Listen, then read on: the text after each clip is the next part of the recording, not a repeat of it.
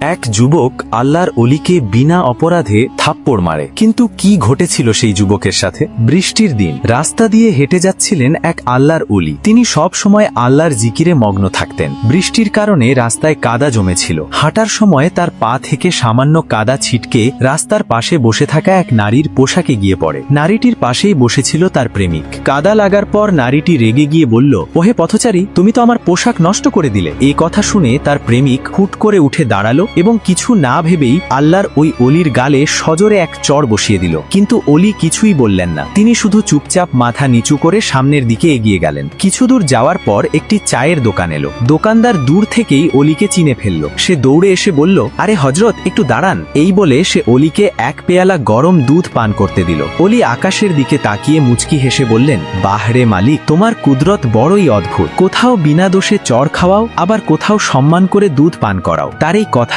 শেষ হতে না হতেই হঠাৎ দূর থেকে মানুষের হইচই শোনা গেল। কয়েকজন লোক দৌড়ে অলির কাছে এলো এবং বলল, হযরত, একটু আগে যে যুবকটি আপনাকে চড় মেরেছিল সে হঠাৎ ছাদ থেকে পড়ে মারা গেছে। লোকজন বলল, আপনার নিশ্চয়ই খুব রাগ হয়েছিল, আপনি বোধহয় তাকে কঠিন বদদোয়া দিয়েছেন। অলি শান্ত কণ্ঠে জবাব দিলেন, না ভাই, আমি তাকে কোনো বদদোয়া দিইনি। তারপর তিনি উপস্থিত সবাইকে বুঝিয়ে বললেন, আমি যখন ওই রাস্তা দিয়ে যাচ্ছিলাম আমার পা থেকে কাদা ছিটকে ওই নারীর পোশাকে গিয়ে লাগে। এতে তার প্রেমিক রেগে যায় এবং তার ভালোবাসার মানুষের অপমানের প্রতিশোধ নিতে সে আমার মুখে চড় মারে। যখন ওই যুবকের ভালোবাসার মানুষ কষ্ট পেল সে প্রতিশোধ নিল, আর যখন আমাকে চড় মারা হলো তখন আমার ভালোবাসার মানুষও রেগে গেলেন এবং তিনিও নিজের প্রতিশোধ নিয়ে নিলেন। তাই গায়ের জোরে কাউকে বিনা দোষে কষ্ট দেবেন না, কারণ নিরীহ মানুষটি চুপ থাকলেও আল্লাহ কিন্তু ঠিকই তার কঠিন বিচার করেন।